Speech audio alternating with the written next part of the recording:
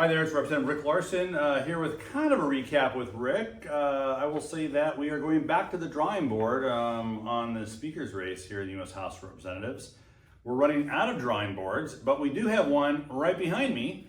And what I wanted to use this time for is to demonstrate to you what my office and the folks who work on your behalf, who work in my office, are doing. Because all the focus right now is on the speaker's race, but that hasn't stopped us here in the office for the second Congressional District in Washington State from moving forward on work on your behalf. The first thing I just want to note, we introduced the Clean Water Act of 2023 earlier this week.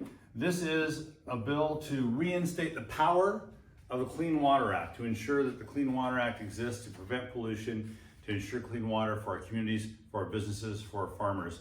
Did this in response to the Supreme Court Sackett versus EPA decision earlier this year. So that bill is introduced. We've been working on that bill for a while. That bill's been introduced, and we'll go from there. The second thing is we had a hearing about the Highway Trust Fund. I'm just going to the Highway Trust Fund, the gas taxes at the federal level that you pay that go into a trust fund strictly for roads, bridges, highways, and transit. We don't divert this money. We don't send it somewhere else for other uses. We use it for transportation uses only. But that trust fund is in danger because the people are driving less, there are more fuel efficient cars, and as a result, there's fewer dollars relatively coming into the Highway Trust Fund given the demand and the need for transportation infrastructure in the United States. So we had a hearing on the Highway Trust Fund, and you can go to the Committee on Transportation and Infrastructure website to watch that hearing if you so choose. Another important issue that we are working on in the district is this issue of fentanyl. I directed my staff to survey our communities in the district, to hear about, understand better what their needs are, what the needs of law enforcement are, what the needs of the treatment and recovery community are, what our cities and counties believe they need to help fight fentanyl and opioid epidemics. We're going to put out a report in a relatively short amount of time with the results of that general community survey and use that to provide some further direction on the steps that we can take here, that I can take, my staff can take to support our communities in fighting the fentanyl epidemic. We have a proposal from the president that came up just today on what we call a national security supplemental. I'll just say supplemental spending bill to support Ukraine and its fight against the illegal invasion of Putin, to support Israel and from its attack from Hamas, to support humanitarian relief both in Ukraine and in the Middle East as well.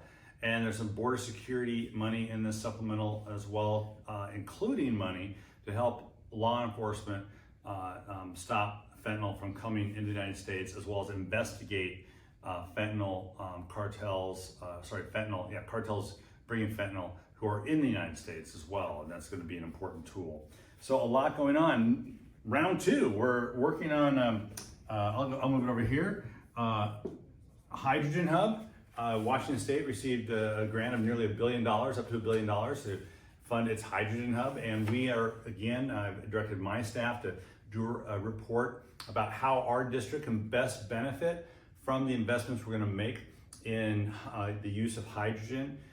It's going to clean up our environment. It's going to help clean up our air. It's much more efficient to use, as well as it can be used as a substitute fuel of substituting petroleum-based fuels. And so we've got some great opportunities in our district. We're going to, I've asked my staff to do a report to look at how we can benefit in our district, and we'll get that information out to folks as well. My staff participated and continues to participate with Sackett County in its Flood Awareness Week. So Sackett County annually does a Flood Awareness Week. They get ready for the flood season. My staff is part of that, very active in the community, being supportive there. We are prepping for veterans town halls and veterans forums in November throughout the district. So look for announcements for these veteran town halls. My staff is preparing those. We'll be doing those veterans town halls over starting in the next couple of weeks in November around Veterans Day. So So be looking for that as well. And just give you an idea of the calls we're fielding. We've received about 1,900 messages on the issue of Israel over the last week, and about 240 or so messages on the speaker's race. So we continue to take phone calls from folks. We continue to provide constituent service as well. I think we have 160 or so open cases that we're working on to help constituents navigate some problem with the federal bureaucracy, and we continue to do that as well. And how can you participate, or how can you avail yourself of that? Well, our phone number is 425-252-3188, and that's the number. It's in Everett. If you're in Bellingham, you can call this number. If you call the Bellingham number, it'll forward you to Everett.